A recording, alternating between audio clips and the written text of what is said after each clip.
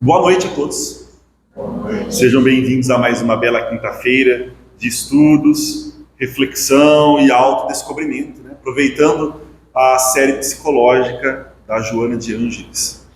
E antes de iniciarmos, eu gostaria só de convidá-los a um momento, um minuto de introspecção, de silêncio íntimo, para que possamos elevar os nossos pensamentos ao Altíssimo, pedindo a proteção, o amparo, a companhia dos benfeitores espirituais, para que possamos fazer desta noite mais uma oportunidade de refazimento, de perdão, de crescimento, de renovação.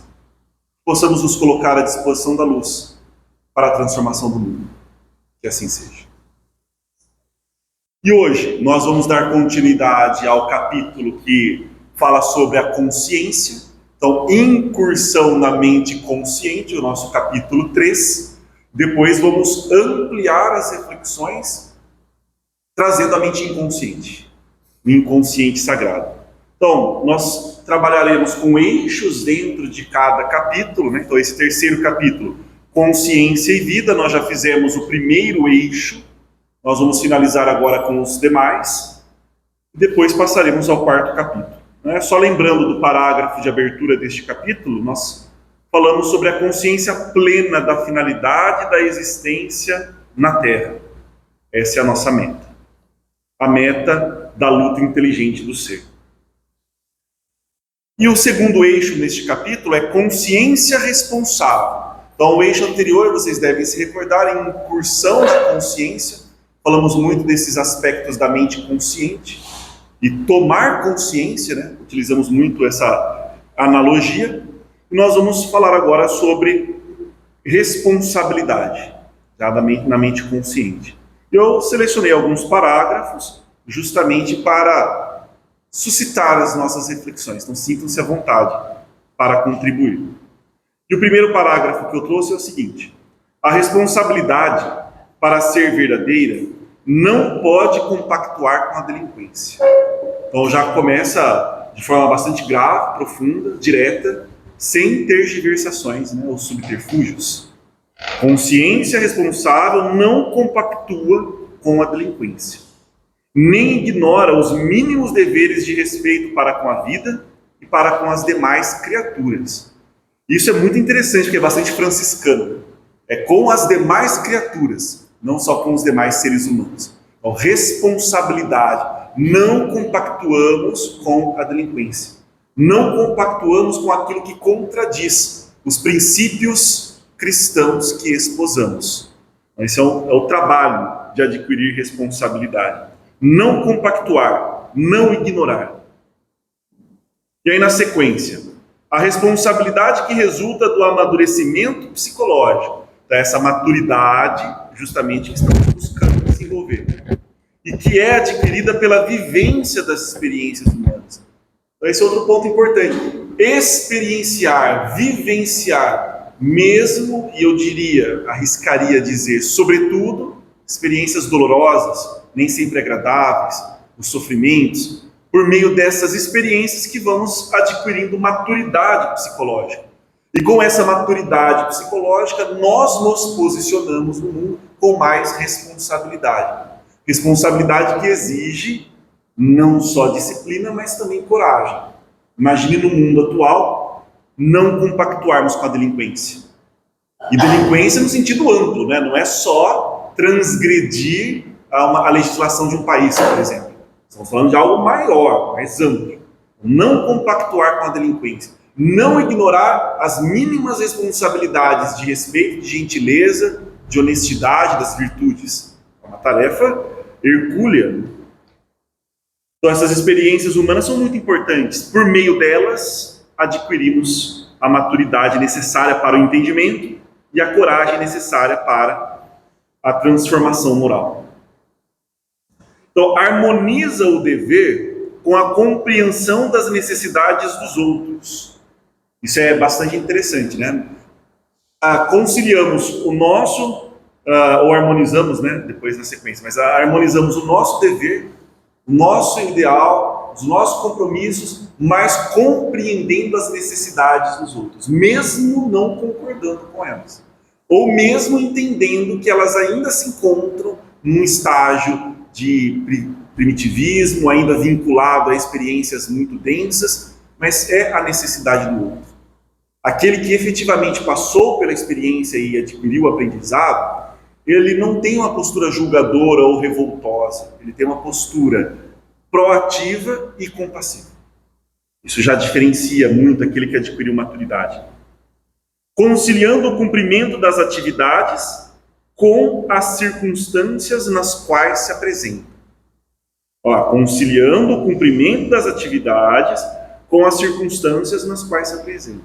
Ou seja, a pessoa que busca essa sabedoria, mesmo tendo, isso pode parecer um paradoxo à primeira vista, mas a gente vai tentar trazer alguns exemplos. Mesmo sendo fiel a seus princípios, não compactuando com a delinquência ou ignorando os seus deveres, não é uma pessoa rígida, não é uma pessoa que não consegue compreender as circunstâncias e transitar sem ferir, mantendo os seus princípios. Isso é difícil. Aí eu me lembro de uma história que a gente estudou no curso de filosofia, no curso de psicologia, uma história oriental. Não sei se é budista ou se é taoísta, não me recordo agora, mas o que importa é a essência da história. Uma senhora sempre alimentava um monge mendicante. Então, na região, existe uma linha monástica em que eles são mendicantes. Então, ela sempre alimentava aquele monge, participava do processo, ele fazia as orações. E aí ela resolveu, isso na história, obviamente, né, fazer uma pequena avaliação se ela realmente estava participando de algo sagrado, uma pessoa que estava se desenvolvendo, ou ela estava só simplesmente perdendo tempo. E ela convidou uma pessoa, uma jovem, para se insinuar para esse monge, né? Flertando com ele, insinuando-se. Então a jovem foi, encontrou o monge e começou a se insinuar e a flertar. E ele se posicionou de forma bastante exasperada, muito exasperada, violento, agressivo, saia daqui, sua pecadora, imunda, isso e aquilo. Bom, ao assistir a essa cena, qual foi a interpretação? De que não é uma pessoa realmente buscando a sua espiritualidade, ele está se iludindo. Porque uma pessoa que, ao compreender a postura do próximo, como ainda presa a essas experiências mais sensoriais, mais densas e materiais, teria uma postura mais gentil. Não seria conivente, mas não teria medo daquilo que é considerado como tentação. Então, essa postura de raiva, de opressão, de humilhação, significa que a pessoa está muito mais preocupada em sucumbir a algo que ela está lutando por coerção, do que de fato trabalhando o seu desenvolvimento espiritual. Então, não é uma pessoa rígida, violenta, agressiva. Ela é uma pessoa que compreende o outro, mas não compactua. Então, não compactuar não significa ser violento, ser agressivo. Isso mostra muito mais incapacidade do que elevação espiritual. Essa anedota me ajudou a compreender. Nesse caso, porque ele não estava ainda seguro de si mesmo. Exatamente. Com um momento de medo de cair na tentação. Exatamente. Então foi uma forma dele se defender fazendo isso. Perfeito. Porque aí olha só o entendimento, né? Você pode ir até na parte intelectual. Ele percebe como uma tentação vindo de fora, ou seja, não tem poder sobre ela, tem que expulsar o objeto. Eu não tenho autocontrole para lidar com a experiência. Então eu tiro o objeto. E agora, para a gente trazer para a nossa vida, muitas vezes fazemos isso também. Então aí a gente começa a nossa própria análise, cada um no seu grau, na sua dimensão. Geralmente as pessoas às vezes falam, não, eu estou de dieta, mas eu não posso ver o chocolate. Então tira da minha frente, porque ele é o problema. Aí a pessoa passa com um chocolate lá, o objeto não é o problema, mas mais a minha capacidade de autocontrole. Mas isso é algo que a gente compartilha no nosso momento histórico psicológico, é a nossa luta todo dia. Importante a gente ter consciência disso. Percebe? Há níveis e graus para avaliarmos. E aí na continuidade, para a aquisição da responsabilidade consciente, é o que nós queremos. A aquisição da responsabilidade consciente. Os valores eternos do espírito são indispensáveis. Aí exercitar os valores, as virtudes, desenvolver sabedoria, ou sermos buscadores da sabedoria, ou seja, filósofos, na origem, né, correta do termo, de modo a serem absorvidos e vivenciados, ultrapassando os limites das determinações humanas, de horizontes estreitos e curtos. Então, na verdade, nós não estamos, como muitos ainda também interpretam, empobrecendo a nossa experiência de vida. Muito pelo contrário, nós entendemos que certas experiências já não são mais atraentes. Nós as estamos substituindo por coisas muito mais interessantes, encantadoras e deslumbrantes, que é o nosso desenvolvimento espiritual. Então, quando falamos dos valores do espírito, quando falamos das grandes virtudes, quando falamos da sabedoria, isso faz vibrar o nosso coração. Isso nos encanta, nos motiva, nos entusiasma. Nós direcionamos a nossa energia psíquica para essa busca. Então, aqueles que empreendem uma jornada espiritual, eles não abrem mão da felicidade ou de estarem no mundo, muito pelo contrário. Só que veem as coisas com mais justiça, seu justo propósito. Da mesma forma, há filosofias, por exemplo, ou formas de ver o mundo, em que eles condenam o corpo e condenam a matéria. Durante muito tempo nós vivenciamos essa experiência. Você pega na Idade Média, vai falar no Ocidente, no Oriente também há linhas de pensamento assim. Não, o problema é o corpo, então o que eu tenho que fazer? Agredi-lo, eu tenho que dominá-lo, eu tenho que flagelá-lo, eu tenho que torturá-lo, porque ele vem pensar, não é essa a concepção. É a mesma coisa as experiências materiais que nós temos no mundo. Nós precisamos nos alimentar, precisamos repousar, a questão do conforto, já conversamos sobre isso. A questão é o apego e a prioridade que estabelecemos na nossa vida. Então, eu abro mão do que para poder ter conforto? Eu abro mão do que para poder ter segurança financeira, por exemplo, ou uma segurança emocional? Aí eu já começo a trabalhar os meus apegos e a refletir por que eu os tenho e como eu tenho que trabalhá-los. Porque o caminho é para a liberdade. Por isso que estamos lutando. Expandir realmente o exercício do nosso livre-arbítrio. E aí, quando nós falarmos da mente inconsciente, que é o próximo capítulo, a gente vai ver o tamanho do trabalho, a dimensão do trabalho. Então, aquele que precisa agredir o próprio corpo, aquele que se violenta, aquele que precisa agredir um material, é como um monge. Percebe? Ele projeta a própria sombra, as próprias dificuldades, inseguranças, incertezas no objeto. E não percebe que a mudança que ele tem que fazer é em si. Aí, nós tivemos já outras oportunidades em palestras também, uma reflexão muito feliz dos nossos irmãos orientais, que eu também gosto muito dentro do budismo, é a frase que diz que é insensato, não faz nenhum sentido eu querer limpar o rosto sujo que eu vejo no espelho esfregando o vidro. Que é justamente isso que a gente faz projetando as nossas dificuldades nos objetos, no mundo material. E aí condenando-o. Percebe? Isso na verdade é um sintoma psicológico, não é uma virtude. E aí podem ter mil questões, né? 1000 variáveis. Bom, vamos voltar para consciência e sofrimento. Então, incursão na consciência, responsabilidade, agora ela retoma o conceito de sofrimento. E aí o parágrafo que eu escolhi para abertura é o seguinte: o sofrimento apresenta-se como meio natural da ocorrência evolutiva. Também já muito consolidado no nosso estudo. Meio natural da ocorrência evolutiva.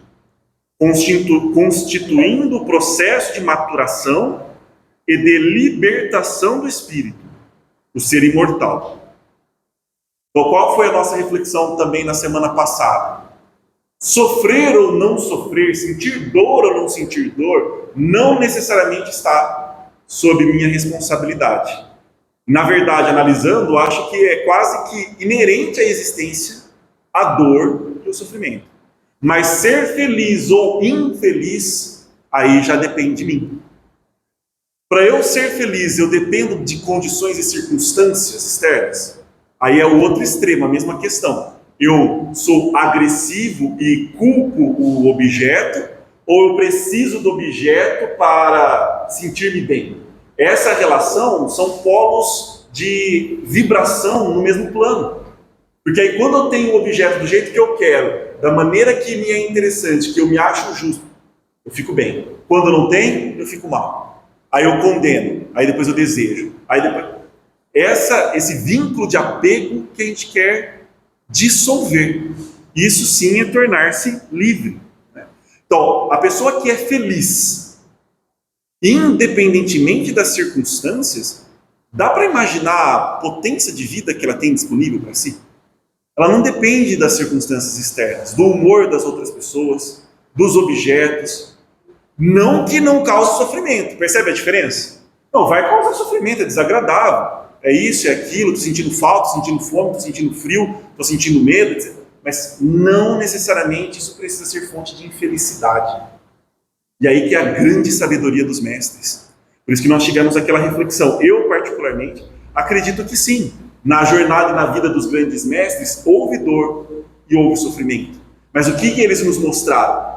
Mostraram felicidade, mesmo nessas circunstâncias. E isso que é poderosíssimo. Enquanto esse fenômeno não ocorrer, o indivíduo permanecerá mergulhado em um estado de consciência coletiva e amorfa. Essa é uma definição belíssima também. O que é consciência coletiva amorfa? Ele não tem identidade. Ele está massificado. O gosto dele é o gosto da maioria, o hábito dele é o hábito da maioria, o que ele persegue é o que a maioria persegue. Por quê? Ele não elaborou a sua própria identidade. Por isso, na abertura do capítulo 3, aquele parágrafo especial. A grande luta do ser inteligente, encontrar o significado, o sentido, o propósito de estar neste mundo, de estar neste plano, seu sentido de vida. Aquele que não cultiva a vida interior, não desenvolve o seu sentido de vida, está totalmente desorientado, perdido, massificado. E aí ele fica nesse polo, o polo do ódio, da raiva, depois o polo do conforto, do agradável, preso e oscilando, fugindo de um e buscando o outro. Perdido, não reconhecendo que não passam de ilusões. E aí ele precisa retornar para si. Aí sim a transformação começa a acontecer. Durante a vida toda ele continuou, né? Exato. Na relação e tal. Aí ele desencarna. Sim. Quando ele vai para o outro lado, por exemplo, os amigos espirituais que vão orientá-lo para que pelo menos ele ali tenha um pouco de consciência. Seria possível, mas não é garantia. Porque o que acontece, mesmo estando aqui, haveria essa possibilidade, pelos colegas, amigos, estudo, relação com o mundo espiritual dele, despertar dessa consciência amorfa. Mas é a nossa própria mente que cria os mecanismos e constrói o labirinto na qual colocamos o ego, colocamos o eu. Então isso pode acontecer após o desencarno também. Porque a desencarnação ela pode potencializar o recurso de tomada de consciência. Mas a postura depende da própria pessoa. Depende do espírito. Não é automático. Ele vai precisar de muitas experiências. Não vai acontecer com ele, acontece com a gente. O que está acontecendo com a gente? Está acontecendo isso exatamente agora. Não foi. A colocação da senhora foi perfeita, deu para entender totalmente. Mas é só para a gente perceber. Não, está perfeito. Já está acontecendo agora. Nós estamos exatamente nessa luta. Mas muitos não estão. Exato. Mas percebe, sair dessa massificação é um projeto muito mais complexo. E principalmente, por isso que a gente sempre fala qual que é o melhor recurso, a melhor estratégia do grande inimigo, que é a nossa própria mente, a resistência, para a gente não crescer. É acreditar que a gente já cresceu. É acreditar que a gente já sabe. Acreditar que a gente já não é massificado. Acreditar que a gente não... Aí, nossa. Acabou de fazer uma pergunta aqui. Então, mas pelo menos a gente está aqui. Sim. Como se isso fosse garantia de alguma coisa. Eu também, né? Não é garantia. Não é A gente pode ficar aqui escutando 200 Sim, aulas, e massificado até o fim. livros, e continuar com a consciência apagada. Essa luta é a grande luta. É a grande batalha. E nós temos todos os recursos contra a gente. Então esse que é o problema. Nós não estamos assim, num ambiente favorável. Por isso que a gente sempre insiste. Se a gente estiver esperando condições favoráveis para sentir felicidade, para estudar, para desenvolver, aí você vai ficar parado por muito tempo. Até você perceber que eu não posso depender de condições favoráveis. Eu vou prosperar na adversidade. E o prosperar que eu estou dizendo é espiritualmente. E para nós, acho que essa é a prosperidade que interessa. O resto são detalhes mesmo. Mas o seu comentário é perfeito. Mas é que às vezes, por isso que a gente utiliza, e percebe como as palavras são poderosas? Então não é que foi vaidade a sua colocação. É porque a gente sempre projeta para terceirizar. É natural da nossa mente, é sempre o outro, é sempre o outro. Mas não está acontecendo com a gente. Então a sua pergunta faz muito sentido e eu a reconheço como sendo feita para você mesmo, para nós. Então não houve vaidade nenhuma. Um estado de consciência amorfa, né? Então, perdido no emaranhado dos instintos primitivos, das paixões primárias, em nível de sono sem sonhos. Então, agora, outro comentário da senhora também foi perfeito. Há graus, é óbvio. Há pessoas que estão menos massificadas, há pessoas que estão mais massificadas. Mas você ter condições de romper isso, porque você reconheceu a sua identidade e sabe o caminho que você... Nossa, hein? Isso é um grande trabalho. Ainda bem que nós temos testemunhos de que isso é possível e de que muitos o fizeram, porque senão seria até difícil de acreditar. Mas nós temos na história diversos testemunhos. E na minha humilde opinião, o maior é o do grande mestre, Mestre Jesus. Esse é o testemunho. Foi exatamente o que ele veio testemunhar. Em sono sem sonhos, que isso é uma referência muito importante, sem auto-identificação, sem conhecimento da sua realidade espiritual. Aí a pessoa às vezes fala, não, mas eu tenho consciência da minha realidade espiritual. Tá, mas em que nível de consciência? É só racional o nível de consciência da realidade espiritual? E aí é fácil perceber o grau de consciência que efetivamente a gente tem pelo que a gente é capaz de agir, pelo que a gente é capaz de sustentar. Geralmente nas adversidades, mas também no conforto. Mantenho os meus princípios também no conforto? Mantenho os meus princípios também na adversidade? Do que eu sou capaz de abrir mão para continuar com o meu desenvolvimento espiritual? Alcançando e desenvolvendo a minha realidade espiritual. Aí que nós vamos vendo as nossas limitações e capacidades. Quando nós percebermos que surgiu o medo, o bloqueio, nisso eu não consigo, ali estabelece a linha do nosso limite. Cada um tem a sua. E aí um parágrafo que eu quis destacar, para a gente dialogar. Mergulhado na sombra da desidentificação de si mesmo. E essa é uma pergunta que é muito difícil de responder, né? Quem nós somos? E aí o que a gente vai buscar? Nós vamos buscar as respostas padrão. A gente vai ou na biologia, ou na religião. Não, eu sou um espírito imortal. Então, beleza, tá certo, eu super entendo. Não, eu estou falando você, não todo mundo. Nós somos espíritos imortais. Então você, quem é você nessa grande teia do universo? Eu acredito que a gente não tem essa resposta ainda. Você só queria dizer, eu sou espírito imortal, e se tivesse uma consciência plena na nossa favor, sim, lógico. Assim, no degrau 3. Né? Perfeito. Na ascensão também, sim, mais ou menos. Que corresponde a isso, isso e isso. Mas é difícil, porque a gente acha que já está um pouco, que ele já viu. Exatamente. Então é complicado. Então, aí você pega coisas mais simples, por exemplo, quando nós vamos na clínica, né, no setting terapêutico, atender, uma das grandes demandas, primeira, relacionamento. Segunda é, quem eu sou? Não sei mais o que eu quero. Eu vivi tanto tempo assim que chegou um momento que eu falo, não sei o que eu gosto. Não, mas aquele gosto profundo, não é gosto de só... o que eu gosto na vida? Por que eu vivo? Só sei que depois vai acabar, eu vou morrer e eu não sei mais por que eu estou aqui. Então isso é muito comum. Que a pessoa já perdeu a noção da própria identidade. Porque nós temos etapas na vida. Né? E aí olha só o processo de massificação. Você nasce, aí tem culturalmente uma ideia do que é ser pai, do que é ser mãe, que está numa transição muito complexa nesse momento psicológico, né? O que é ser pai, o que é ser mãe, o que é ser família, aí vai todo esse contexto. Aí você vai para a escola, que é o outro grande espaço de socialização, aí lá convergem muitas ideias do que é ser pai, do que é ser mãe, do que é ser família, do que é ser criança, do que é ser adulto, do que é ser bem-sucedido, você vai crescendo tudo isso. Aí você é colocado no mercado de trabalho, você precisa, então é muito extrovertida a primeira etapa da vida. Então, por isso que geralmente chega a 35, 40, 45 anos, a pessoa às vezes entra nesse grande conflito existencial, que os antigos falavam crise da meia-idade, hoje é mais difícil falar em meia-idade, porque nós temos isso, também é cultural, né? As pessoas estão vivendo mais e demorando mais para chegar na crise da meia-idade, né? Então é relativo, mas em algum momento ela vai ter um conflito existencial muito profundo. Porque aí na massificação você pergunta para a pessoa, né? Imagina você conhecendo uma pessoa de 25, 30 anos. Olá, o que a pessoa vai falar? Você pergunta, quem é você? Ela vai se apresentar. Ela vai falar o nome dela, vai falar a profissão dela. Eu sou o Nelson, eu sou professor, trabalho em tal lugar. Isso é tudo massificação. Isso é tudo identidade, isso é tudo máscara. É que a gente precisa isso, porque se todo mundo perguntar quem nós somos e a gente quiser uma conversa filosófica, não dá certo, né? Mas, Nelson, acho que o grande problema, né? Então, até para a gente se suprir, claro, a gente pode fazer por eliminação. Sim. Ah, isso. eu não sou o Nelson. Exato. Eu não sou o professor, eu estou. Exato. Porque e esse é o grande, eu acho que é o grande drama, talvez seja o tal do pecado original que se fala, Certo. que é a origem de toda dor, conhece a verdade antes de preparar, assim, enquanto você achar que você é o professor, na hora que você se aposentar, entra em depressão. Exato. Enquanto você achar que você é a mãe, entra o síndrome do ninho vazio.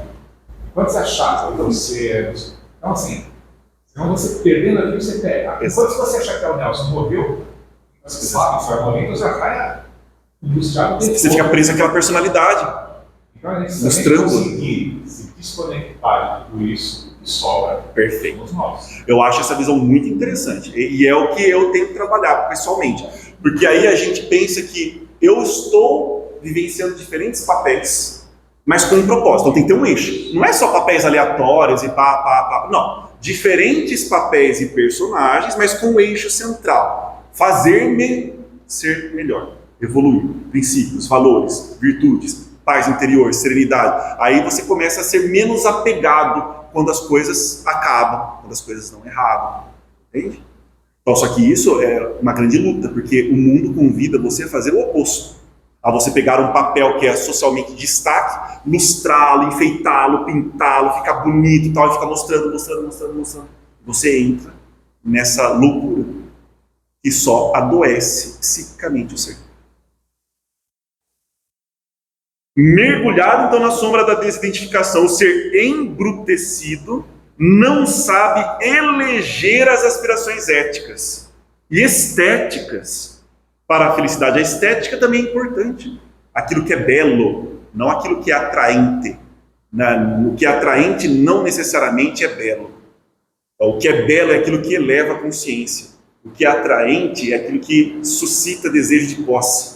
Então, se eu trouxer isso para mim, o meu personagem vai ficar mais bonito, vai se destacar. Então, aquilo me atrai. Quando aquilo é belo, é justamente o oposto. Lembra-nos de que é só um personagem, só um papel. E isso não é ser manipulador, ou ser falso, ou ter múltiplas personalidades. É reconhecer os princípios. A chuva veio nos visitar, né? Ainda bem. Nelson, Oi. voltando aí, que o Wesley falou, pensei uma coisa assim, porque é bem prático. Nessa mesma linha de falar, eu sou aquilo que eu não sou. Sim. Então, eu vejo comigo, por exemplo. Eu vejo o sistema, a grande maioria está tudo errado. Então eu falo, isso eu não sei. Perfeito. Eu vejo a mídia, esse formato na mídia, zero. Então eu vou ver em outro lugar. Quer dizer, eu vou tirando as coisas que eu quero, para ir que eu posso. Perfeito. Pai, vocês lembraram muito só bem. legal para ver as coisas, não é tudo Sim, não é. Vai tirar bastante coisa. Então, mas aí vocês se lembram da visão socrática de educação. Para Sócrates, o que é educar uma alma? Eles falavam muito da criança, da cidade perfeita, da educação. É tirar. Então a gente pensa que educar é jogar coisa. Não, Sócrates já falava, educar é tirar. Lembra da metáfora da escultura? Eu já vejo a escultura no mármore, porque eu preciso tirar o que é grosseiro. Então educar é tirar, não é colocar. Ou seja, é uma visão socrática de educação. Ah não, tranquilo. Isso é uma visão socrática. E vocês foram também na definição correta da palavra inteligência. Então, o que é ser inteligente? Intelegeres é a origem da palavra inteligência. É saber escolher dentre aquilo que você não é, tirar e reconhecer o que você é. Isso é ser uma pessoa inteligente, uma pessoa que sabe escolher. Intelige. Mas é isso. Então tá, acho que estamos avançando bem. Perturbando-se na contínua busca do atendimento às necessidades fisiológicas, aquilo que nós estávamos falando, das pessoas mais presas à experiência mais densa. E aí que é outro detalhe. Se eu acreditar que ao abrir mão disso, eu estou me prejudicando, é mais um ato de autoflagelação do que de elevação espiritual. Vocês entendem?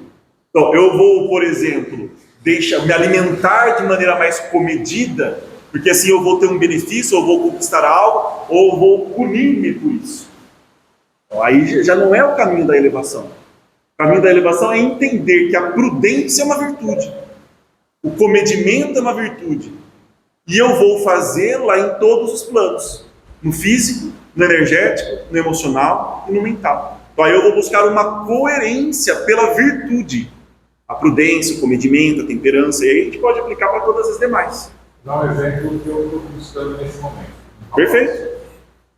A gente precisa ser disciplinado. Correto. Do canal, né? Em todas as áreas. Em todas as áreas. Aí existem umas mais fáceis de identificar, Sim. e outras menos fáceis. Uma fácil de identificar é se eu estou meditando na mesa. Perfeito. Se eu conseguir me educar à mesa, eu estou provando para mim que eu consigo meditar. Então é um bom caminho. Eu vou ser educado aqui, então agora eu também consigo ser educado aqui, e aqui. Ser educado mesmo vai falar, muito obrigado por esse filme. Sim, exatamente. Então, é isso que é interessante. Seu exemplo também é muito bom, porque a gente vai começando no simples para alcançar o complexo. Mas aí a gente não está mirando ou um prêmio, ou de alguma forma inconsciente, velada, se punindo. Nós estamos exercitando a virtude. Estamos buscando efetivamente elevação espiritual. Então a gente não precisamos ser inimigos de nós mesmos. Inimigo da nossa aparência, inimigo do nosso corpo, inimigo das nossas emoções. Não é esse o processo. É um processo de integração, acolhimento e alinhamento, aquele eixo de alinhamento, e nós escolhemos a virtude como eixo de alinhamento, independentemente do papel.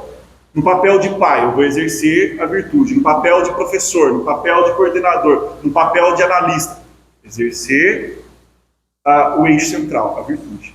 Aí sim a gente começa a avançar. Em detrimento das emoções psicológicas. E aí que às vezes as pessoas não entendem isso, né? A gente está abrindo mão de algo, mas não para ficar de mãos vazias, não para ficar vazio. Nós estamos trocando por algo muito mais sofisticado. Então, aquilo que as pessoas acreditam ser agradável, dar uma sensação de satisfação, etc. Nossa, há oportunidades muito mais elaboradas, sofisticadas, profundas, de ter essa experiência de bem-estar, que as pessoas estão pegando em meios grosseiros e acreditando que aquilo é o máximo. E aquilo não é o máximo. Vamos pegar um exemplo bastante prático. Sim. O entorpecimento com entorpecente, Sim. que vai dar o barato. Perfeito. E o êxtase, Sim. numa atividade religiosa, Exato. assim, né? No fazer bem com alguém. Exatamente. O êxtase e esse entorpecimento, talvez a sensação seja mais ou menos equivalente. Exato. Só que essa, absolutamente fugaz e deletéria, Exato. e essa vai nos fazendo elevar. Perfeito. Uma comparação também excelente. Percebe que são o mesmo polo? Então, a pessoa que está buscando isso, ela não percebe, mas o que ela está querendo é o êxtase. Porque é a proximidade do belo. Só que como ela ainda não vislumbra aquilo, não consegue saborear aquilo, ela tenta com compensações baratas, com compensações falsas, e ilude-se. Né? Percebe? Então, aquele que experienciou um sabor realmente incrível, ele não se contenta mais com aquilo que é insosso, que ele acreditava ser saboroso, mas não é tão saboroso assim. Aí ele começa a ter capacidade de depurar os gostos, que é a nossa definição de evolução. Depuração dos gostos. Que o capacitam para... ela já complementa, né? Então, Joana é fantástica. Que o capacitam para a conquista do belo, do nobre e do bom. Isso não é, nossa, que pena que a pessoa está buscando isso, coitado, não sabe o que está perdendo. Não, é você que não sabe o que está perdendo. Essa busca é extremamente fantástica. Então nós não somos nenhum coitados se autoflagelando por buscar isso.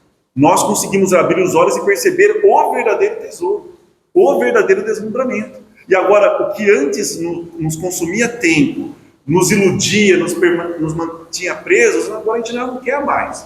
Não, isso me incomoda, isso não agrega, não faz mais eu me sentir bem. E aquele bem era um bem de ilusão. Não era sentir-me bem efetivamente. Agora eu experienciei o que é de fato sentir-me bem. Por isso que a gente fala que é poderoso você se sensibilizar nesse processo de evolução espiritual, porque aí você não vai precisar ficar acreditando nisso. Você vai ter sentido. Então, quando você pega uma música extremamente elevada, uma pintura, um poema, ou uma obra extremamente generosa, e aquilo te toca o coração, permita que aquilo seja vivenciado com intensidade, para que o seu coração perceba, nossa, isso é belo, isso é verdadeiro, isso é sentir paz, isso é sentir felicidade, nossa, isso que é sentir-me bem, eu vou perseguir essa experiência novamente. Agora, embrutecidos, que é uma palavra que ela utilizou, esse é o pior cenário, porque aí nós vamos buscar substitutos, porque sem a gente não fica. É íncito a nossa constituição, a busca do belo. Então a gente não fica sem, então a gente busca substitutos. Isso é terrível. Então, geralmente, as pessoas que estão perdidas nos entorpecentes e nas drogas, elas estão com uma grande ânsia do êxtase. Só que estão com o substituto errado.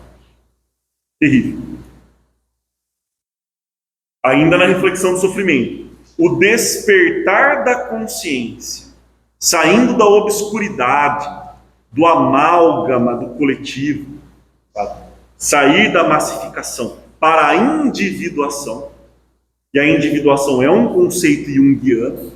A Joana de Ângeles traz muito da psicologia junguiana. Então, Jung utilizou essa palavra justamente para diferenciar de individualidade. Então, não é no sentido de individualidade, egoísmo, não. Individuação, tornar-se você mesmo. Ter identidade, isso não é ser egoísta, é muito pelo contrário. Você vai aí sim trazer a sua contribuição ao mundo. E esse é o maior ato de generosidade. Chamamos esse processo na psicologia analítica de individuação. É acompanhado pelo sofrimento. Então, percebe, ela não está falando que pode ser acompanhado pelo sofrimento. É acompanhado pelo sofrimento. E eu, particularmente, compartilho dessa ideia pelos estudos e até pela experiência de vida, né? É acompanhado pelo sofrimento. E a gente precisa aprender a lidar com esse sofrimento, com essa dor.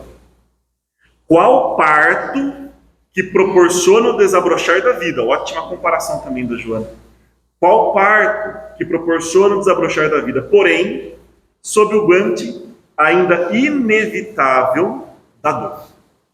A dor nos acompanha nessa jornada. Não só dor física, dor emocional, moral. Acabou de vir uma imagem aí. Claro. Olha que interessante. A gente está lá no amálgama do coletivo. Perfeito. A morte, aquela coisa. Isso é individual. Isso. Né? A auto-individuação. Porém, o passo seguinte, eu não sei se me corrija de errado. Não. Parece que o passo seguinte é voltar ao Sim. coletivo, só que num outro patamar. Por quê? A gente vai viver, Deus é a unicidade. Perfeito. Vamos viver, meu pai é isso. Exato. Então, o filho também é um, então eu sou um com ele. Exato. Mas não mais disforme. Perfeito. Agora, cada um com a sua individualidade, mas juntos de novo. Exato. Limpos daquela sujeirada toda. Perfeito. Por isso que eu gosto da palavra interdependência. Então, nós somos interdependentes, mas não podemos ser dependentes. É diferente. Eu não preciso depender do outro para reconhecer-me como ser humano. Eu construo a minha identidade, mas eu estou no mundo. É interdependente. Então, eu participo da coletividade sem perder a minha identidade. É um processo longo e complexo. Difícil. Porque o que acontece? No momento, a gente precisa da adaptação social também. Então, a gente vai lutando o equilíbrio entre a adaptação social e a individuação. E esse dilema é um dos grandes fatores que se manifesta como um sintoma neurótico. Um dos grandes fatores que gera um sintoma neurótico é esse grande dilema. Eu quero minha adaptação social, mas eu vou ter que abrir mão quanto da minha individualidade, individuação, do meu processo. Ou não, eu vou focar nisso, mas aí eu perco aquilo. Eu acho que eu estava falando, não sei se você captou direito. Certo. Vamos falar da gente, vamos fazer Sim. isso depois. Nós estamos precisando agora a desidentificação, Perfeito. Vamos se codepender para poder atingir Sim. isso, porém, preciso da individuação. Certo. E a individuação, inclusive, com as nossas várias personalidades e Sim. elas todas para focar no som, não é isso? Sim. Tá, agora, sou um ser crístico. Certo. Sendo ser crístico, eu estou misturado com todo mundo de novo, porque eu abracei todo mundo e trouxe para mim. Sim. Mais ou menos isso. Essa volta para o todo. Do todo, mas sem de uma forma perder- consciente. Exato. Sem Agora, perder a sua eu não estou mais identidade. perdido ali. Agora eu estou consciente de quem eu sou, mas eu estou amalgamado com o todo. Exatamente. E Sem perder a sua identidade. Agora, qual que é a questão? Vamos imaginar uma pessoa que já avançou no seu estado de evolução e de iluminação. Ele vai continuar tendo ego, personas, normalmente vai continuar. Só que ele está consciente do processo. E alinha todas aquelas ações com um centro. Então essa individuação traz a ideia do centro, traz a ideia da totalidade. O si mesmo, que é o que a gente busca, traz essa ideia do centro. Então tudo vai estar alinhado a esse centro que eu descobri, entendi e integrei, tornei consciente. Mas eu vou continuar tendo as minhas personalidades, as personas, a minha ação. Aí eu vou trabalhando a minha adaptação e a minha individuação. Que é, assim, num estado crístico eu não saberia avaliar, mais distante. Mas é uma etapa contínua, não discreta até alcançar. Não. No livro dos Espíritos não fala esse processo de individuação. Não com esse nome, mas exatamente. Eu acho que eu vi com esse nome. Com esse nome? Porque Acho que quando não. quando você falou, A ideia está lá, exatamente, mas eu não assim, eu também, pelo que eu li, não vi essa palavra Não me lembro disso, individuação. eu preciso olhar, porque eu acho que... Dá uma olhada lá. Será que não foi no livro de Virtude? Porque eu acabei de estudar pela internet e ela fala bastante. Qual livro? Esse livro. Ah, não, sim, a Joana de Ângeles usa muito esse conceito. Quando no Kardec ele coloca a palavra individuação, vai aparecer Kardec dele. Eu vou pôr agora, mas acho que não é. Eu conheço muito, a Joana de Ângeles usa muito esse termo. Eu também é familiar, porque eu acho que está no livro. Não, a ideia sim, mas a gente está falando da palavra em si, não sei se, eu não me lembro de Kardec utilizando a palavra individuação, mas o conceito é o mesmo. Outros utilizaram também, mas assim, foi um que trouxe com todo esse repertório teórico, né? E a Joana de Ângeles usa bastante. Mas esse é o grande dilema, esse processo de individuação, como é a integração do inconsciente, a gente vai ver no outro capítulo, a gente sempre tem um conhecimento por vias indiretas. A gente não consegue acessar diretamente o inconsciente, senão ele seria consciente. Então a gente vai vendo pelas suas situações, pelos sintomas. Desculpa.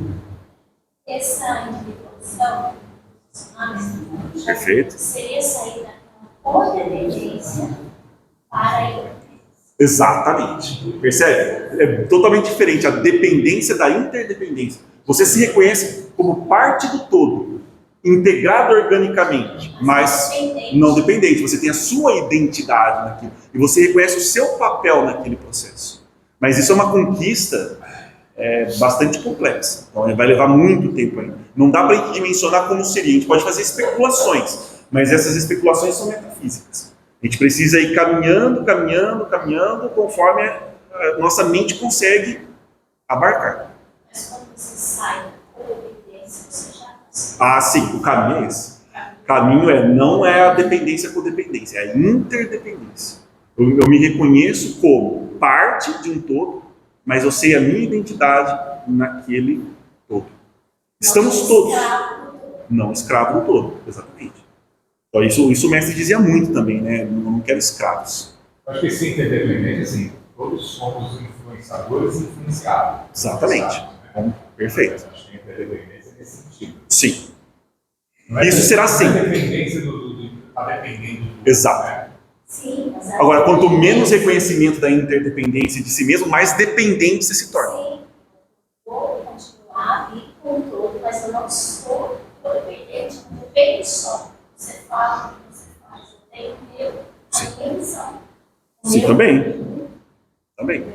Uma boa forma de responder isso assim, a gente não precisa nunca reagir, a gente tem que reagir, né? Agir de acordo com a consciência, não reagir de acordo com as circunstâncias. Quer degrauzinho, tá pensando. Lógico, exatamente. Por isso nós vamos galgando degraus, porque o caminho ele é longo. Porque o que a gente fala do inconsciente, o inconsciente é o grande mistério. Então, por exemplo, tem muita gente que faz a comparação dessa relação mística e religiosa com o inconsciente sagrado. A Joana de Ângeles traz essa ideia também, o inconsciente sagrado, como esse grande repertório. Porque a gente não entende o inconsciente só como um depósito de coisas que a gente reprime mentalmente. Nós já superamos esse entendimento. Não é um porão onde a gente guarda só coisa, muito mais do que isso. Então, e a gente não tem acesso direto a ele. Então, todo esse processo, nós deveríamos analisar os nossos sonhos, interpretar as nossas fantasias, as nossas imaginações, perceber a relação da vida com as nossas decisões, com as nossas ações, simbolizar mais. Aí a gente começa a construir esse processo de individuação, que é de integração, não é de separação. É difícil entender, porque a gente pensa, eu estou me individuando, eu estou me separando. Não, muito pelo contrário. Quando você está numa consciência amorfa, aí sim você está isolado. E essa sensação de isolamento causa pânico. e você tenta substituir com dependência. Aí é diferente. Então, estar participando da massificação não é uma integração harmônica. Você está ali sim você está uma personalidade individual, egoística. Quando você está massificado, quando você está individuado, no processo de individuação, aí sim você está integrado, aí sim você está coletivo, no sentido correto da palavra. Daquele caso, ele encartou, né? Certo. O cara que do nada ele tinha Sim. Poder do silêncio. Ele fala que é natural. Chegou um momento que eu nem sabia o que fazer, que ele perdeu. Aí que ele começou a fazer outras escolhas, né? O que me interessa, porque ficou tudo sem sentido no momento para ele. E faz. Isso é o grande vazio. Agora, né? Isso é o grande vazio, a grande dor, isso é o grande processo. Então, mas aí depois você reconhece que você já estava totalmente isolado, sozinho, com medo, vazio, desesperado. Você só não percebia porque você estava envolto em ilusões. Então, o primeiro passo é sair dessa bolha de ilusões e você reconhecer esse estado. Aí você começa uma transformação para uma verdadeira integração. Porque aí já não é mais um automatismo, é consciente. Não é um automatismo, eu não estou cumprindo as leis da natureza assim inconscientemente. Eu a cumpro conscientemente. Aí você está em outra dimensão. Eu estou lendo um Opa. livro norte-americano, né? Perfeito? Que é aquele fala o animal social. Sim. E aí ele vem com todas as Sim. experiências, cientificamente, eles fazem experiências. Perfeito. Laboratórios lá. E é isso, ele coloca que o ser humano, ele é para viver em coletivo, Sem em dúvida. sociedade, ele, né, não é para estar só. Exatamente. Nós somos seres influenciável, gregários. ele coloca bem isso, por isso faz animal dos testes. Né? Sim. Agora, a questão é, quando nós estamos inconscientes, mais inconscientes, Sim. a gente acredita que está participando de uma coletividade, mas não está. Nós somos dissolvidos ali, totalmente alienados. Então, esse é o entendimento. Tornar-se si mesmo não é isolar-se. É muito pelo contrário. Aí sim você vai participar conscientemente da coletividade. Nós somos seres coletivos, seres gregários. Trazendo para uma linguagem mais religiosa, né? Aí cumprindo o papel que Deus colocou naquela comunidade, com Exatamente. aquele objetivo. Exato. Porque senão fica todo mundo batendo a cabeça. Perfeito. E aí é interessante isso, né? Na filosofia há uma metáfora que talvez ajude a entender. Vem do Oriente o colar de pérolas. Então, cada pérola é individual. Se eu coloco aquele monte de pérola num recipiente jogado ali, tudo misturado, não vou ter um colar. Para ter um colar eu preciso ter uma linha que une todas aquelas pérolas, aí sim eu tenho algo coletivo que formou o objeto com um significado. Algo com um significado, percebe? Uma pérola só não vai fazer um colar. Então eu vou ter, mas o que une? É a linha, o fio. E aí, na filosofia oriental, a gente fala muito sobre reconhecer esse fio que nos une. Esse fio que nos une é o sagrado. É isso que a gente chama de interdependência. Então pensa na humanidade como esse grande colar. Ou seja, nós não queremos um balde com pérolas. Nós queremos um grande colar. Então tem uma linha que nos une. Mas cada pérola é individual. Certo? Tem a sua identidade. Apesar de a metáfora não ser assim tão precisa, porque lá é todo mundo igual, mas pensa em pérolas diferentes, certo?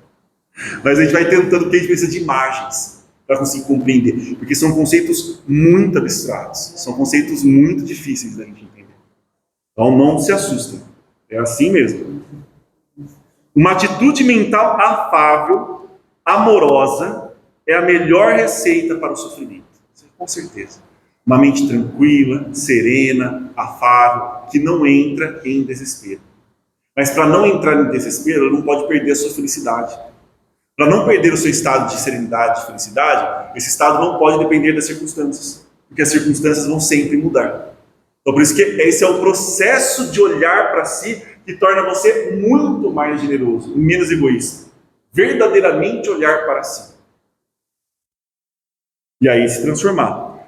Porquanto reharmoniza a energia espiritual, que vitaliza o corpo e desconecta as engrenagens das doenças. Né? Isso é muito interessante. Que nela se instalam como efeito dos distúrbios da consciência de culpa. Consciência de culpa, revolta, frustração. defluente dos atos pretéritos. Aí retomamos a grande frase de Epíteto. O progresso, a evolução, o desenvolvimento começa com a extinção da culpa. Culpa não é algo nobre, não é um valor, não é uma virtude. Culpa significa que nós estamos como uma criança bem infantilizado, feridos. Geralmente nos superestimamos e aí a vida mostra, revela que nós nos superestimamos. E aí isso nos magoa, isso nos ofende, isso nos constrange.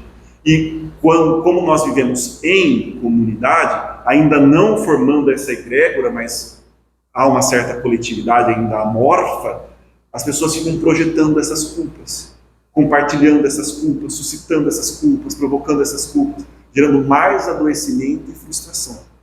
Porque geralmente quando a minha felicidade depende do objeto, naquela comparação que nós fizemos, eu projeto o objeto, obrigatoriamente eu quero que ele sinta culpa. Porque na minha perspectiva a culpa é dele. E essa lógica é uma lógica nefasta, porque não promove o desenvolvimento de ninguém envolvido no processo. Não há uma transformação real. Só há ressentimentos. E ressentimento é muito ruim. Ressentimento é pior, psicologicamente falando, não que... É só para sermos didáticos, né? Não estamos colocando escalas de vícios aqui. Mas o ressentimento faz um dano maior do que a raiva. Ressentimento é a pessoa que não teve oportunidade de se expressar, não teve oportunidade de se posicionar e foi guardando. Então, para adoecimento, para um surto, para uma explosão, para prejudicar um relacionamentos, ressentimento é muito ruim. Se formos da culpa, a gente colocar a culpa no outro, né? E a autoculpa também é uma dor, né? Também não. Sempre trocar com a palavra responsabilidade. Exatamente. Perfeito. Porque o que eu vou aproveitar daquela experiência? O aprendizado. Porque assim, se já causou tanto sofrimento, tanta dificuldade, foi uma decisão estúpida, foi uma ação impensada, eu preciso reparar e aproveitar a oportunidade para o aprendizado, para eu retiro algo de bom naquela experiência. Que nós temos muito isso nas escrituras sagradas, né? Você vê nas dificuldades, naquilo que é feio, naquilo que é mal cheiroso, está fazendo que tipo de analogia de comparação? Justamente com os nossos erros, com a nossa dor, com o nosso sentimento de culpa. Só que o que eu extraio daquilo? Eu vou extrair a oportunidade da reparação e a oportunidade do aprendizado. Aí eu consigo ver o belo, apesar das circunstâncias não agradáveis. Provavelmente, Paulo de Tarso, se ele tivesse sentido culpa, ele cairia no chão, viraria de costas e voltaria correndo para Jerusalém. Se esconder, sou indigno, vergonha. Ele assumiu a responsabilidade e resolveu o problema. Exatamente. Falou, mas não era você que perseguia? Sim. Era eu que perseguia, mas não mais. Não mais, agora eu vou reparar tudo que eu fiz. Exatamente. Mas para isso precisa de uma coragem gigantesca. Porque se ele tivesse sentimento de culpa, concordo com você, uma das possibilidades era ele fugir. Outra possibilidade tão nefasta que ia consumir tanto tempo dele era ficar se defendendo. Não, porque não, mas veja bem, aconteceu aquilo, mas tinha outra pessoa, mas eu cresci assim. Isso, meu pai falou isso para mim, porque eu cresci, porque eu vi. Ele ia passar a vida se justificando, ele não ia produzir, obrar nada. Então falando, não, fui eu que fiz mesmo. Eu era aquele lá que estava fazendo aquilo. Mas aquele, na verdade, era o Saulo. Eu também, mas agora eu sou Paulo. Então, vamos. E aí, a gente tem nas biografias um testemunho magnífico. Por que na igreja católica tem o ato de contrição? Inclusive, eu era muito jovem e eu escutava, né? A oração era por minha culpa, era tão grande culpa, e ainda tinha que bater. Assim, né? Sim. E eu me recusava a bater no meu peito. Sim. Assim, eu culpo por quê? Eu olhava para a minha vida e falava assim, mas eu não tenho. Eu achava que eu era uma fonte Perfeito. da vida, entendeu? Tudo que aconteceu comigo. Então eu não tinha coragem de fazer isso aqui. Bater no meu peito e eles batiam forte para me Aí tem essa pergunta aí é muito difícil da gente responder, porque a gente está falando de uma cosmogonia diferente, uma visão de Deus diferente, uma visão de mundo diferente, que a gente respeita profundamente, certo? É importante o respeito, mas é um entendimento completamente diferente. Por isso que a desconstrução que a gente tem que fazer é uma desconstrução completa, para mostrar uma coerência de visão de mundo. Então, se eu acredito que Deus pune, faz sentido eu falar em culpa. Se eu acredito que Ele pune com um inferno eterno, faz sentido eu ter um ritual em que eu vou buscar essa misericórdia num sentido mais de, olha, eu estou compensando o que eu fiz, humilhando. Mas para isso, percebe, tem que ter todo um entendimento, é toda uma linha. E aí a gente não faz sentido a gente entrar, porque o nosso entendimento é outro, é diferente. Percebe? Então a gente tem outro entendimento. Então por isso que não faz sentido a gente, por exemplo, ter uma postura dessa. Agora, se você entender isso como um ritual, e esse ritual está ajudando a pessoa a adquirir responsabilidade, produzir uma mudança na vida, naquele momento está sendo positivo para ela. Então, eu não me sinto à vontade para julgar, mas eu, particularmente, não compactuo com essa visão. Eu desenvolvo uma visão diferente. Não estou julgando também, eu respeito até Claro. a crença, até porque eu vi o fruto. Mas eu queria saber, entender assim, por que eles culpabilizam tanto a pessoa. Quer dizer, a pessoa ela se sente muito culpada por tudo. Tudo que acontece. Que é uma visão de mundo, né? É uma visão de mundo, uma visão de ser humano e uma visão de Deus. Que faz sentido ter essa visão, esse entendimento de culpa. E aí eu preciso de um ritual para abster-me dessa culpa. É só mudar a visão de Deus. Aí percebe, é uma visão. Por isso que a gente precisa buscar, a primeira coisa que a gente tem que buscar é coerência.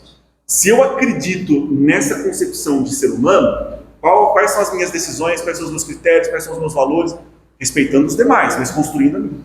Isso faz parte também do processo de individuação. Entende? Mas assim, eu gosto muito de fazer as leituras sempre simbólicas disso. Eu acho que isso foi se desenvolvendo ao longo de toda uma história. Então aí tem questões sociais, tem questões culturais, tem questões políticas, tem questões de visão. É muito complexo o ambiente. E aí a pessoa, que ela mais precisa fazer, na minha humilde opinião, é reconhecer por que ela se identifica com aquela visão de mundo. Por que eu me identifico com essa visão de mundo? Então não é tanto perguntar é melhor, é pior, é isso, é aquilo, não, mas por que isso me atrai? Por que é com isso que eu compactuo, que é com isso que eu concordo? Ela vai começar a perceber muito da própria educação, da própria infância, da própria ideia, de como ela trata os outros, de como vitimização e culpa caminham sempre muito juntos. Uma pessoa que se culpa muito, ela se vitimiza muito, ela culpa muito o outro também. Então, aí ela vai começando a destravar certas coisas. Agora, por exemplo, um ritual de bater no peito, se isso me faz ter uma imagem que eleva a minha consciência e me ajuda numa transformação, eu não vejo problema. Desde que seja pessoal, não imposto por uma instituição, um agrupamento. Tem que ser uma questão pessoal. O problema é isso. A institucionalização contribui para a massificação. Você percebe? E isso, inclusive, nas religiões também. Estar por estar. Cada um tem um caminho. Né? Exatamente. São caminhos diferentes, chegam no mesmo lugar. Perfeito. Aí, a massificação é assim, é o estar por estar. Exato. Aí você está ali, mas você não está entendendo. E aí você vê como as pessoas ficam preconceituosas. Uma pessoa, por exemplo, que acha que um ritual de autoflagelação é nobre e todo mundo deveria seguir, quando ele vê um outro grupo com outro ritual que faz bem para eles, ela condena. Não, esse ritual pode, aquele não. Então o importante é, se ele for vazio, ou você está colocando aquilo como um subterfúgio psicológico, aí é outra questão. Inclusive pode ser psicopatológica também. Agora, quando você entende que você faz algo, porque aquilo te traz a lembrança do divino, da elevação da consciência, por que não? A mesma coisa no casamento. Por que existe aliança? A aliança é um símbolo. Ah, não, mas eu sou contra, eu sou a favor. Não importa se você é contra ou se você é a favor. Se você é contra daquele símbolo, você pode ter certeza que, consciente ou inconscientemente, você está encontrando outro símbolo. Porque é a forma imagética que a nossa mente funciona. Então, surgiu a aliança porque aquilo simbolizava um compromisso. Me ajudava a lembrar de um compromisso. Ah, mas eu não preciso desse lembrete de um compromisso. Tá, mas você vai ter outro símbolo, que pode ser não material necessariamente. Mas você vai ter outro símbolo. Então, símbolos e rituais no sentido correto da palavra, eles são muito importantes. Como, por exemplo, as refeições que nós fazemos. Antes elas eram ritualísticas, porque a gente não alimentava só o corpo. Hoje, eu acho que é um prejuízo enorme a gente ter perdido esse aspecto ritualístico positivo da alimentação, do sono. A meditação não deixa de ser também um ritual. né? O alongamento, tudo a gente pode simbolizar, e ele vira um rito para a elevação da consciência. Mas aí eu acredito que tem que ser mais individual, menos coletivo. A pessoa que escolhe. Se ela encontrar no mundo algo que, nossa, isso é muito importante para mim, esse símbolo é importante para mim, eu gosto dessa, que isso me suscita, eu gosto de usar um crucifixo, por exemplo, não, eu gosto de utilizar isso, aquilo, desde que tenha um propósito claro para que, exato, para ela, não para mim, não para o outro, para ela. Não há problema. Nelson, essa colocação da Cecília, Ah, foi ligado com o canto original, que se fala tanto na igreja, né? sim. Então, como é que fala? Você fala batendo tudo na negação. É porque se nós já herdamos esse pecado original, então nós já somos culpados. Eles não aceitam o processo encarnatório, mas a minha culpa é um pecado, uma atitude que tivemos no passado. Sim. E não necessariamente nós tivemos no passado, né? Não necessariamente nós. Há ideias religiosas que acreditam que a pessoa pode ser punida pelo que o pai fez, pelo que o avô fez. Há quase um pecado familiar. Né? Então, há uma herdar um pecado, não só o original. Mas aí são muitos, percebe? São vários entendimentos. Né? A gente precisa construir o nosso entendimento muito nisso. Eu acredito que não sei, a gente tem que tomar cuidado com as palavras, mas muitas coisas que foram surgindo por uma leitura mais literal do que simbólica. Se a gente tivesse capacidade de fazer uma leitura simbólica, haveria muito menos desentendimentos e muito mais respeito ao que as pessoas fazem. Porque aí, às vezes, elas são soberbas, recriminam o símbolo dos outros, mas ela está usando um monte de símbolo. Como, por exemplo, no comércio, a pessoa fala Nike, por exemplo, coloca aquele símbolo lá. Por que eu não vou ter um símbolo que leva a minha consciência, mas eu preciso ter um símbolo que manifesta o meu status econômico e social? É mais nobre? Ó, já está permeado de símbolo e de coisa. Não, tem que usar isso, tem que usar aquilo, tem que ser isso, tem que ser aquilo. Tem logotipo, tem isso, tem aquilo que a gente vai simbolizando sem perceber. E abrindo mão de coisas mais sagradas. É preciso cuidado. Exame do sofrimento, no capítulo 3. Mais parágrafos para nossa reflexão. À medida que progride, que sai do mecanismo dos fenômenos e adquire responsabilidade como decorrência da conscientização da sua realidade, ele se torna mais perceptível ao sofrimento, embora simultaneamente mais resistente. Ou seja, ele se torna mais sensível, nota, geralmente sofre mais, justamente por ter a percepção dele, mas é mais resistente, porque ele compreende que a sua felicidade não depende das condições de agradável ou não agradável. E ele extrai daquela experiência o aprendizado e o crescimento. Emergindo dos automatismos, ou seja, da inconsciência, adquire mais amplas percepções e lucidez. Essa é uma palavra muito importante para a gente aí na obra, né? Lucidez, que é consciência, ter luz, despertando para as aspirações elevadas da altivez moral. Olha que fantástico. Da abnegação pelo serviço do bem, com natural renúncia ao egoísmo, em favor do próximo, individual, como do grupo social no qual se movimenta. Então se torna muito menos egoísta, porque ele renuncia ao egoísmo justamente por estar mais consciente. E nessa consciência, o que ele busca? Valores, virtudes e sabedoria. E olha como é interessante, como sendo todo esse processo complexo e difícil, por isso que nós fizemos aí uma reflexão, parênteses, para falarmos do ritual, foi muito bom o ensejo. Vocês já tiveram a oportunidade, aconteceu comigo várias vezes, de vocês estarem prontos assim para se expressarem com palavras que não são as mais adequadas, e tem um quadro tão bonito representando uma figura divina, e você fala, não dá para falar na frente dessa imagem. Eles nunca passaram por uma experiência parecida dessa? Então, percebe quão importante? Aí a gente vai, por exemplo, em casa. A gente vai decorar a nossa casa. Seria muito importante que nós decorássemos com questões simbólicas. Tudo que está colocado ali, ajudando a gente a lembrar que nós temos um compromisso com a nossa altivez moral, emocional, com a nossa elevação espiritual. Só que a gente faz muitas vezes o contrário disso e perde uma grande oportunidade. Então, só para a gente fechar o assunto, eu acho que isso ajuda bastante.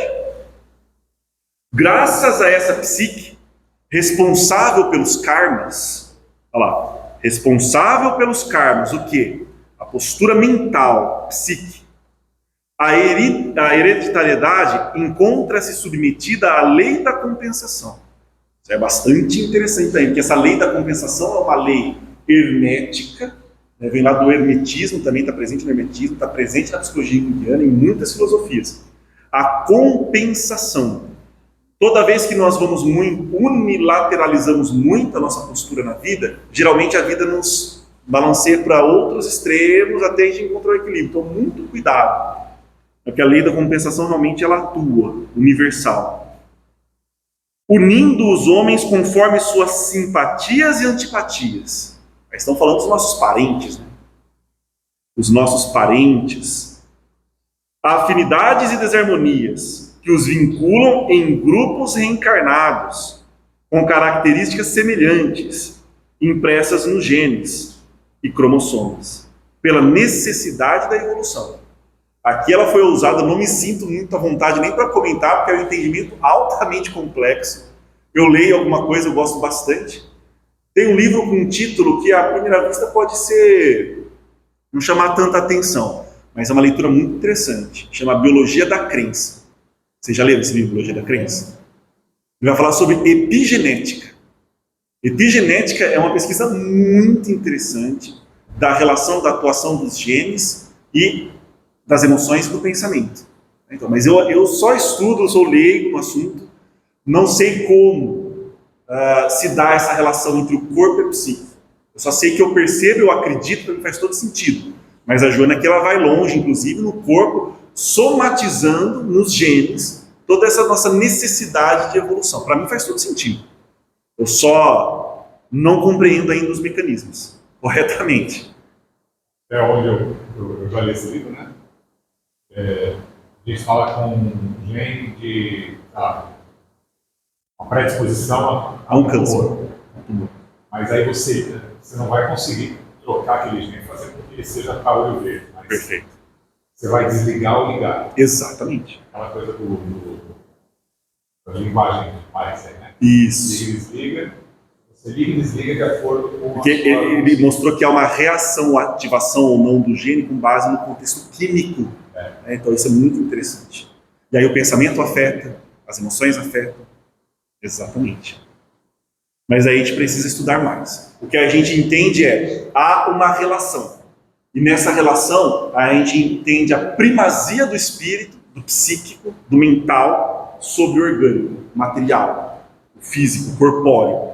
Ele como manifestação. Então, há um mecanismo com um propósito. O corpo nos serve a um propósito. Um propósito de consubstancializar o que é muito abstrato, para que a gente consiga trabalhar, corrigir, evoluir. Então, acolher o corpo, acolher o sofrimento, acolher a dificuldade, acolher a doença, é um processo de sabedoria, é um processo de aprendizado, não de vergonha. E aí a frase que eu destaquei, que para mim é extraordinária, uma frase que a gente poderia guardar também: cada um é herdeiro de si mesmo. Essa é a grande herança. Somos herdeiros de nós mesmos. O que nós fazemos, o que nós pensamos, o que nós sentimos, o que nós escolhemos, estamos construindo a nossa vida assim, nesses pequenos detalhes. Então, essa tarefa deverá começar na sublimação, perdão, aqui faltou, foi só um erro de digitação, sublimação dos sentimentos, na qualificação superior das emoções, na evolução moral dos pensamentos, até tornar-se um condicionamento correto, que exteriorize ações equilibradas, em consonância com a ética do bem, do dever e do progresso.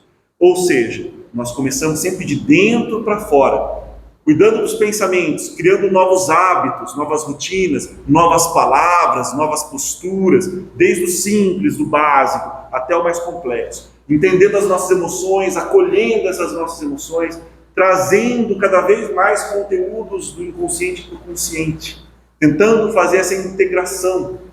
E essa integração não só do que nós acreditamos ser bom em nós mesmos, mas integração do que nós não gostamos em nós mesmos, para que isso possa ser transformado, para que isso possa ser transmutado. Por isso que o processo alquímico, né, a gente vai ver no próximo capítulo, nós vamos nos apoiar muito na alquimia também. Eu não tirei todos os que eu falei. A alquimia vai nos ajudar simbolicamente nisso. Foi muito rejeitada também, como é um misticismo, é uma visão primitiva, é uma visão... Qual que é outro epíteto que eles utilizam mesmo? Não é preconceituoso? Colocam como algo abaixo, primitivo.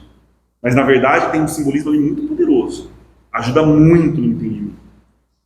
E aí o parágrafo que eu gostaria de destacar: o esforço de transformação da natureza inferior para melhor. Mas o que significa transformar uma natureza inferior para melhor? Emoções enobrecidas.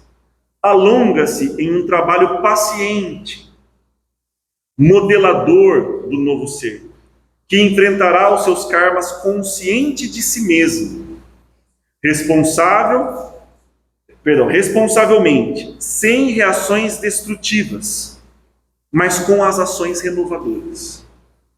É justamente esse o esforço que buscamos. E esse esforço de transformação, eu até gosto da palavra que a alquimia usa.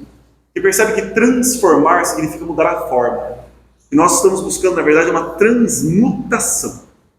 É um pouco mais, mas aí a gente vai falar de alquimia no próximo capítulo, vai dar para entender. Eles colocam etapas nessa obra alquímica. E é legal que mesmo na alquimia, essa primeira obra, que eles falam de Nigredo, é uma obra de sofrimento. Então, é a passagem da noite escura, você vê no catolicismo, São João da Cruz, a noite escura da alma. Você vê no budismo também, você vê em várias civilizações, em diferentes tempos, e na alquimia também. Essa primeira obra, Nigredo, enfrentar aquilo que ainda nos causa sofrimento, que nós não queremos ver em nós mesmos. Então eu coloquei no outro parágrafo, era o mesmo. Quarto capítulo, só para a gente fazer a abertura do primeiro eixo. Agora, já tinha bastante conteúdo para falar da consciência, né? Agora vai ficar ainda mais denso. Aí que a gente vai ver, puxa vida, hein? Muito trabalho, agora que vai ficar gigante. Que aí o pessoal até gosta da metáfora, né, do iceberg. A consciência é só aquilo que, superou o limite das águas. A gente vê e fala, nossa, aquilo, olha que grande, né, bacana, mas eu consegui desviar, legal. Não, é muito mais trabalho submerso. Então agora a nossa incursão é pelo inconsciente.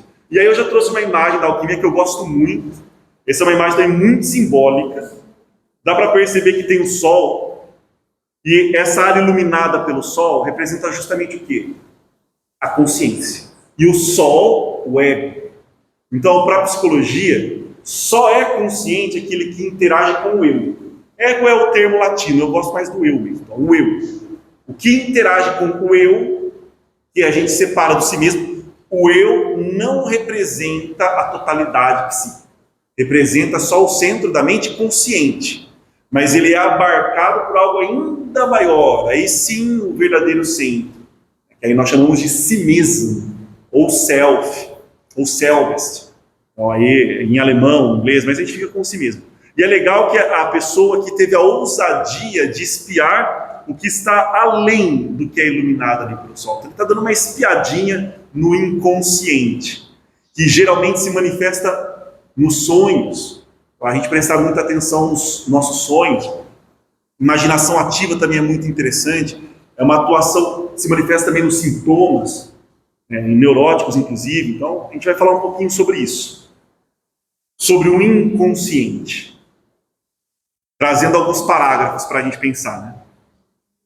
Do ponto de vista psicológico, o inconsciente é o conjunto dos processos que agem sobre a conduta, mas escapam à consciência. Então, não é porque está inconsciente que eu me torno não responsável ou que aquilo não atua sobre as minhas decisões, as minhas escolhas, as minhas posturas e as minhas massificações. Porque esses inconscientes entram em ressonância, gerando as afinidades. Então, geralmente as afinidades, a gente acredita que as afinidades se dão de consciência para consciência. Eu gosto disso, a pessoa gosta daquilo, não, gosta da mesma coisa. Então, Esse é um nível de afinidade. Mas há um nível muito mais profundo de afinidade que a gente não consegue explicar, que é a afinidade por ressonância do inconsciente, de inconsciente. Então, atua muito isso. Nesse inconsciente, nós vamos ter o inconsciente pessoal, nós vamos falar depois do inconsciente coletivo, aí nós vamos ter um pouquinho da ideia do que são arquétipos, nós vamos falar um pouquinho de mitologia, aí nós vamos falar também dos complexos, nós vamos falar de gatilhos, aí nós vamos falar dos sintomas que surgem, tem muita coisa.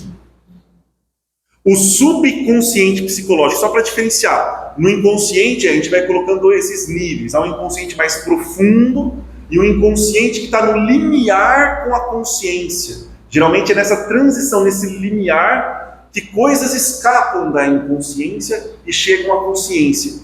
E aí, depois de termos agido, muitas vezes a gente nem se reconhece. Não me reconheço tendo feito aquilo, não me reconheço tendo falado aquilo, não sei por que aconteceu isso, por que aconteceu aquilo. Continuamos responsáveis. Mas essa ideia de não me reconheço faz até um certo sentido. Nós falamos até na psicologia de ser possuído por um complexo. Então, um complexo, depois a gente vai especificar o que significa isso, mas é algo muito intenso emocionalmente, com muita tonalidade afetiva. Ele recebeu tanta energia que temporariamente ele assumiu o comando da consciência no lugar do eu. Então por isso que a gente não se reconhece. Então são questões de uma tonalidade afetiva muito intensa. Então o subconsciente, você pensa nesse limiar mais próximo. Ou subcortical, fisiológico, instintivo, é automático, inicial, natural, corresponde ao id do Freud. A gente vai falar um pouquinho disso também. O id, o ego, ou o eu, o superego, o supereu. É uma teoria que eu acho bastante interessante. É também a leitura obrigatória para a gente fazer, mas acho que dá para perceber, óbvio, eu gosto mais da leitura junguiana, que expande isso. E a Joana de Ângeles também.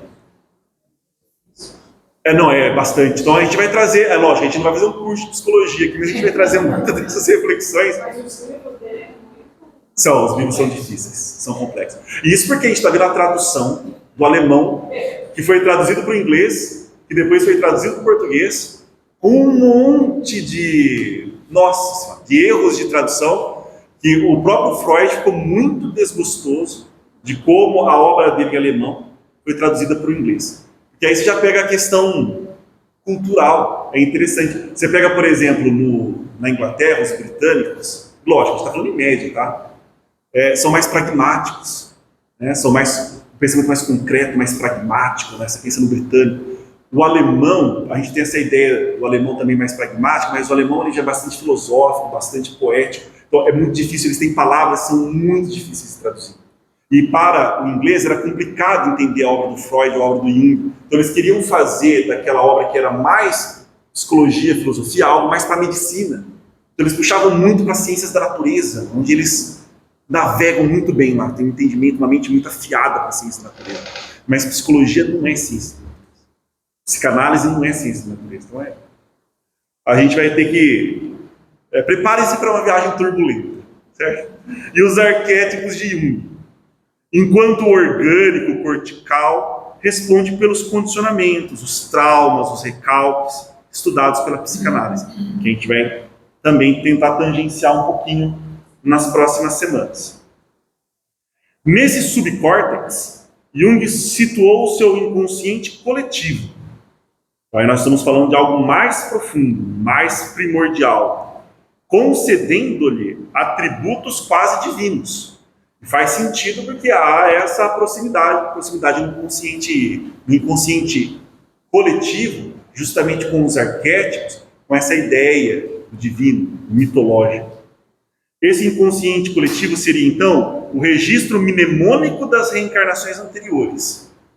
Isso Jung não fez, essa associação. Ele até tangenciou, fez alguns comentários, tinha ali algumas especulações, tal, mas não é oficial. Esse já é um comentário da Joana de Ângeles. Esse inconsciente coletivo seria então o registro mnemônico das reencarnações anteriores de cada ser, que se perde na sua própria historiografia. Mas além disso, no inconsciente coletivo, é aquilo que nos torna interdependentes. que identifica a espécie Homo sapiens sapiens.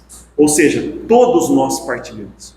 Então, é algo universal. Não é transmitido hereditariamente, mas é a nossa estrutura psíquica comum. Então, quando nós falamos de certos arquétipos, de certas experiências, certos complexos, todos nós partilhamos. Vivenciamos de maneira única, mas todos nós partilhamos essa estrutura psíquica, no inconsciente coletivo. Por isso que você pensa, por exemplo, por isso que é muito interessante nós lemos mitos. Estudar mitologia é muito importante, é muito interessante.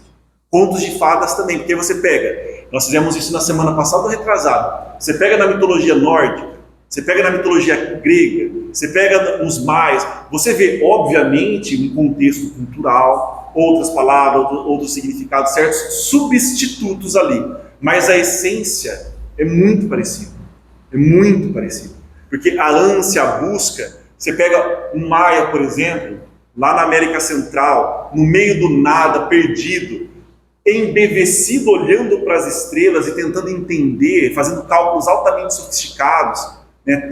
Por que tudo aquilo? Aquilo é uma estrutura psíquica comum, que nós compartilhamos. Essas buscas, e aí nós vamos fazendo essas representações, é algo que nós partilhamos, comum. Só que aí, culturalmente, nós vamos preenchendo. E é tão engraçado que a gente faz isso, e depois a gente sempre acha o nosso melhor que o do outro. É melhor que o do outro e sempre cai em competições e... Não.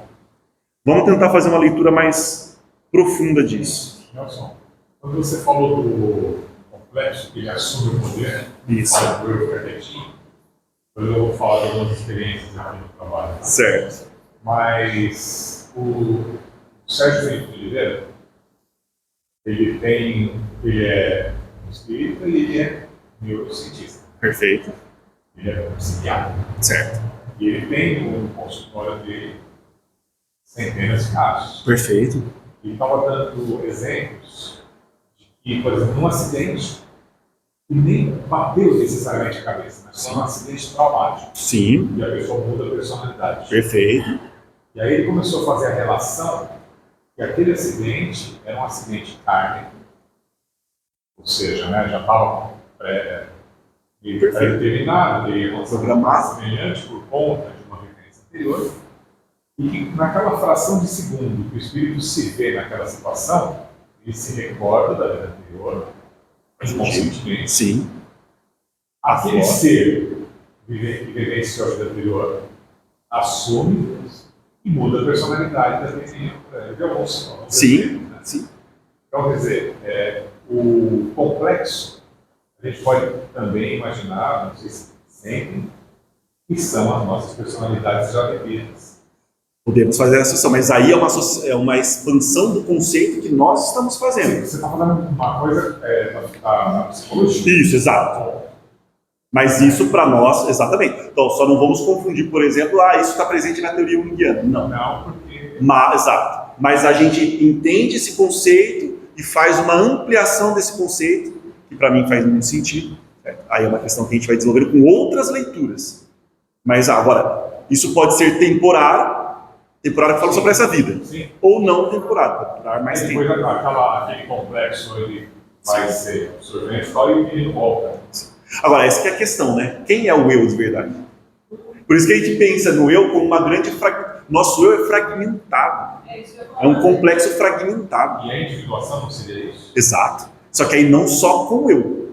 Aí há um arquétipo centralizador, e justamente a gente fala do arquétipo do si mesmo. O si mesmo é arquetípico.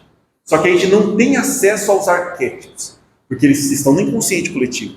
A gente só tem acesso a imagens arquetípicas. Então a gente converte isso em imagens arquetípicas. Um exemplo muito fantástico onde você vê isso acontecendo, na mitologia grega, por exemplo.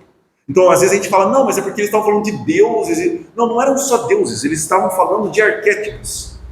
Então, só que não o arquétipo em si, imagens arquetípicas, representando em cada deus uma imagem arquetípica. A gente vai ver muito isso acontecendo. E hoje, por exemplo, até hoje, nós não encontramos substitutos melhores do que essas imagens. Então, quando nós vamos falar, por exemplo, da deusa do amor, não, e aí entenda a deusa não como um politeísmo, não. Então, a leitura de uma religião politeísta É uma das leituras mais rasas que a gente pode fazer da mitologia. Mas aí fica para outros momentos. Eu não estou falando de Deus no sentido do politeísmo, mas quando a gente fala, por exemplo, da deusa do amor, que imagem nos vem à mente? Afrodite. Aí você vai falar de Afrodite, mas aí você começa a pensar em Afrodite, ou Vênus, né, se você preferir. Aí você vai pensando naquilo, percebe? Eles foram construindo e atribuindo uma relação com aquilo. Aí você pensa em outros, aí você pensa em Apolo, você pensa em Júpiter, ou Zeus, né? Em Hércules. Né? Aí você fala, mas por que tem o Cupido com a Afrodite? Por que nasceu daquilo e daquele jeito? É toda uma construção complexa que foi pura emanação do inconsciente. Então, a nossa criatividade vem dessa relação com o inconsciente. A criatividade não vem da mente consciente, vem da mente inconsciente. Então, só que aí os mecanismos são difíceis porque o acesso é indireto, não é um acesso direto. Nós vimos na semana passada dos deuses algêmeos, Thanos e Hipnos. Exatamente. Thanatos e Hipnos também nasce tudo dessa visão arquetípica. Ah, mas é só com os gregos? Não. Você vai pegar, tem nos nórdicos, tem na China, tem na Índia, tem no Japão, tem na América Central, na época tal, na época tal. Todas essas construções. E quando a gente começa a ter esses entendimentos, a gente começa a perceber que nós estamos vivendo um mito também. Por isso que, e não no sentido que a mídia brasileira fala de mito hoje, pelo amor de Deus, tá? Não é nesse sentido de é difícil falar, mas a gente, para a psicologia, uma das nossas grandes buscas é: que mito nós estamos vivendo? Qual é o nosso mito nessa existência? Então aí, se você começa a ler um pouco dessas mitologias, tem mais repertório, você vai perceber que você vai se identificar. Nossa, eu me identifico muito com essa história de Orfeu e Eurídice, esse mito Psique e Eros. Aí você começa a perceber, nossa, eu estou vivendo muito desse drama. Então aí você pega que a gente pensa as nossas novelas, na verdade, são só repetições de grandes mitos que já foram colocados ali, os grandes dilemas. Né? Você pega, hoje as nossas novelas estão praticamente Romeu e Julieta, que eles vão fazendo umas adaptações ali. Ou Macbeth, então você pega Shakespeare. Tem que ler Shakespeare, porque você vai conseguir perceber os dramas existenciais ali. E que mitos estão sustentando aqueles dramas. A família que brigou, que aí o casal não pode, aí... Vocês entendem? Então, a gente vai ver isso quando a gente analisa a mente inconsciente. E a gente vai tentar buscar isso na nossa vida também. Com certeza você está vivendo um mito. Só não sabe qual é. Estar consciente dele seria muito bom. Né? Mas vamos parar por aqui que já tem um volume alto. Na próxima semana a gente retoma. Muito obrigado. Trazendo mais.